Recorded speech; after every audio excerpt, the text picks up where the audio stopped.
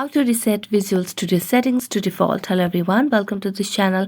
I'm Emily and I'm here to help you out today. So without any delay, let's get started. So first of all, what you simply need to do is tap on the settings application on your device.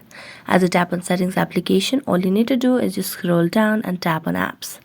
Here, select on manage apps, and as you tap on manage apps, tap on the search bar and search for your application over here. So just tap on the application and here you can see the option of clear data. So just tap on clear data and here you can just clear all the data. Now as you tap on clear all data, it will delete all your data including your files, settings, accounts, databases and cache. So just tap on OK, and as you do that, you will be able to reset your Visual Studio settings into default. So now you just have to make a long press on the power button and then tap on reboot and restart your device, and this might help you fix the issue. So thank you so much for watching this video and see you next time.